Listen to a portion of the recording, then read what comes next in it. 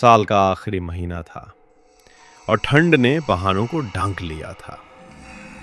6 दोस्त आरोही, विनीत, कबीर, सौम्या, राजन और निधि दिल्ली से उत्तराखंड की एक रहस्यमयी जगह त्रियुगी नारायण की ओर निकल पड़े थे। कहा जाता था कि वहां भगवान शिव और पार्वती का विवाह हुआ था, लेकिन आजकल वो जगह वीरान और भयानक हादसों के लिए बदनाम थी। विनीत, यार सुना है इस जगह पे अजीब अजीब चीजें होती हैं। राजन, अरे छोड़, हम ट्रिप एंजॉय करने आए, भूत भूत नहीं। रास्ते में जैसे ही बस ने घुमावदार मोड़ लिया, आरोही की आंखें अचानक बंद हो गईं। उसे एक विचित्र सपना आया। एक तेज टक्कर, चीख पुकार, जलती बस और एक छाया जो उसके दोस्तों के नाम पुकार रही थी। आरोही डरते हुए चिल्लाई, रुको, गाड़ी रोको, आगे मत जाओ। ड्राइवर ने ब्रेक मारे। सब लोग चौंके। सौम्या, क्या हुआ आरोही, सब ठीक है? आरोही, मैंने देखा, हम सब मरने वाले। आग में जलती बस, चीखें, विनीत, निधि, सब। तूने फाइनल डेस्टिनेशन झालावाड़ देख लिए शायद। लेकिन तभी कुछ दूरी पर एक एक्सीडेंट हुआ था। एक ट्रक ने बस को टक्कर मारी थी, ठीक वैसा ही जैसा आरोही ने देखा था। राजन धीरे से, क्या ये कोई इत्तेफाक था? आरोही समझ गई थी, ये सपना नहीं था, चेतावनी थी। रात को सब होटल पहुंचे और दिन भर की थकान के बाद अपने अपने कमरों में चले गए। सुबह का समय था। निधि बाथरूम में गई थी। कुछ ही मिनटों बाद अंदर से एक दिल दहला देने वाली चीख सुनाई दी। सौम्या दरवाजा पीटी, निधि, निधि दरवाजा खोल। सब भागे। दरवाजा तोड़ा गया।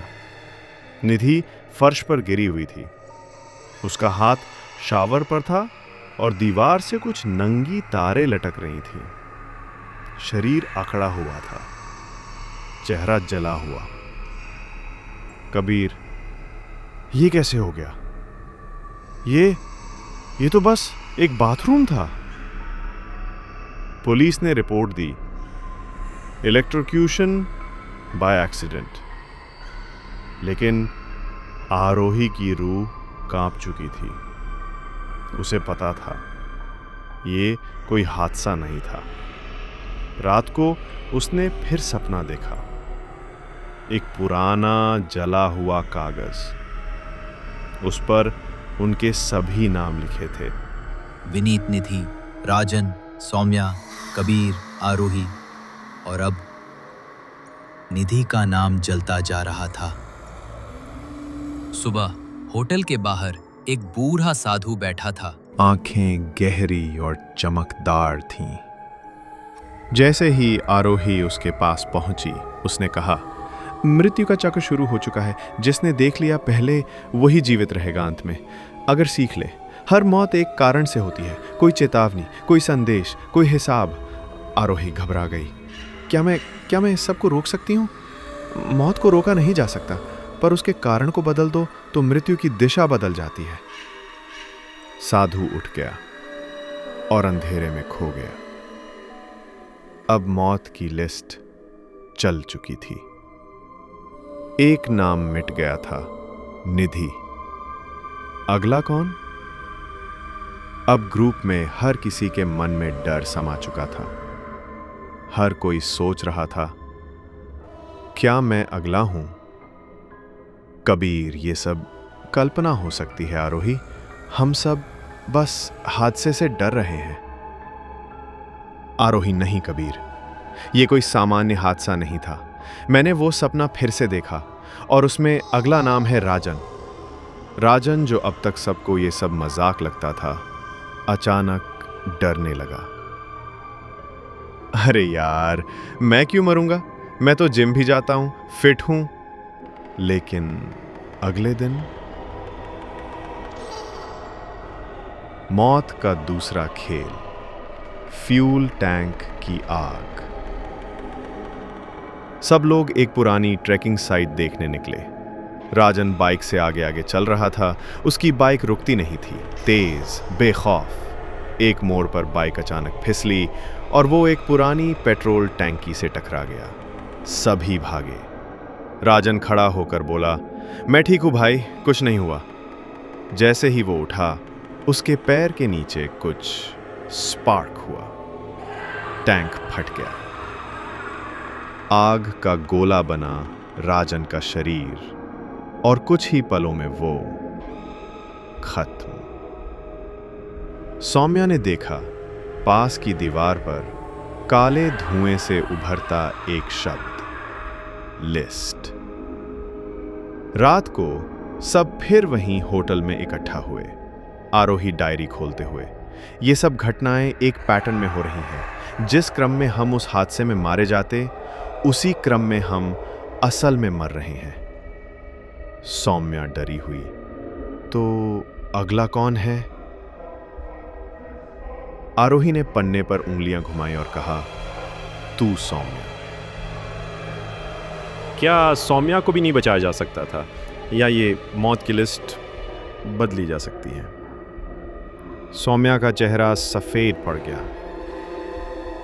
नहीं, मैं मर नहीं सकती, मुझे तो अभी बहुत कुछ करना है। आरोही ने उसे कसकर पकड़ लिया। हम मिलकर लिस्ट को बदल सकते हैं। अगर पैटर्न समझ लें तो अगले की मौत को रोका जा सकता है।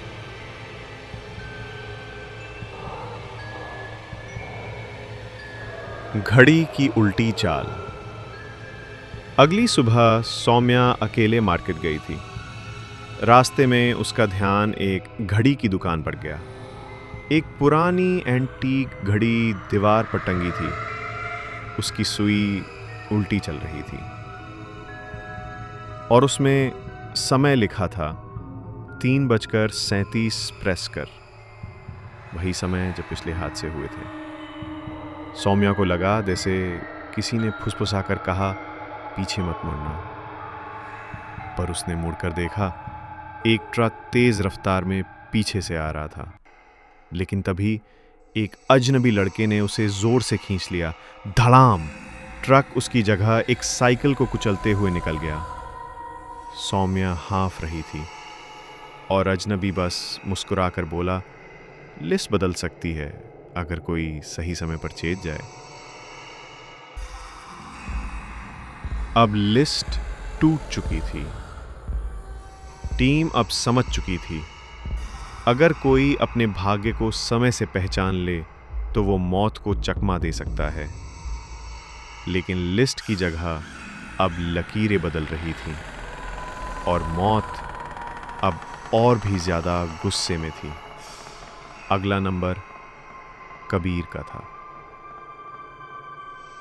अब कबीर बचेगा? क्या मौत अब और बेरहम तरीके अपनाएगी? अब तक सब समझ चुके थे, मौत सिर्फ लेती नहीं, वो खेलती है। आरोही डायरी पढ़ते हुए, कबीर को बचाने का एक ही तरीका है, उसे उस जगह से दूर रखना जहां कोई भी अचानक हादसा हो सकता है। कबीर तो मतलब मैं हवा में तैरूं, घर में बंद रहूं? सौम्या, कबीर ये मजाक नहीं है। राजन की मौत याद है? मौत का चक्र चालू होता है। कबीर को सभी ने एक सेफ हाउस में बंद कर दिया, जहां न कोई मशीन थी, न ट्रैफिक, न कुछ। लेकिन मौत ने वहां भी अपना रास्ता बना लिया। एक पंखा जो 10 साल से बंद था, अचानक खुद ब खुद चल पड़ा। कबीर अकेला था और अचानक कमरे की दीवार पर टंगी लोहे की कील जमीन पर गिर गई। वो कील एक पानी की बाल्टी से टकराई, जिससे पानी बहा और एक प्लग बोर्ड में चला गया। स्पार्क्स, आग, धुआं। कबीर खिड़की के पास भागा, लेकिन खिड़की जाम थी। उसी समय आरोही और सौम्या वहां पहुंचे। उन्होंने खिड़की को तोड़ा, कबीर को बाहर खींचा। कबीर बच गया, पर उसके पीछे पूरा कमरा आग का गोला बन चुका था।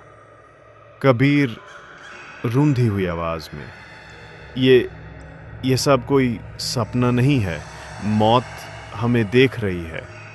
आरोही आंखों में आंसू लिए, और अब अगला नंबर मेरा है। लेकिन तभी एक नया खुलासा हुआ। सौम्या को वो अजनबी फिर मिला जिसने उसे ट्रक से बचाया था। वो बोला, मौत को सिर्फ टाल नहीं सकते, अगर कोई दूसरे के लिए अपनी जान दे तो लिस्ट पूरी तरह ख़त्म हो जाती है। सौम्या हक्की बक्की रह गई। यानी कोई जान देकर सबको बचा सकता है?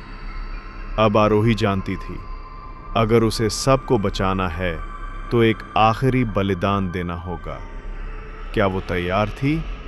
अब लिस्ट में बस एक नाम बाकी था, आरोही। और मौत अब और चालाक हो चुकी थी।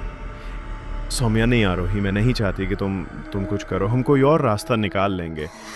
मौत जब सामने खड़ी हो तो रास्ते नहीं, फैसले लिए जाते हैं। आखिरी चाल। रात के 12:03 आरोही सभी को लेकर उस पुराने मंदिर में गई जहां उन्होंने पहली बार वो सपना देखा था। तुम यहाँ क्यों लाई हो हमें?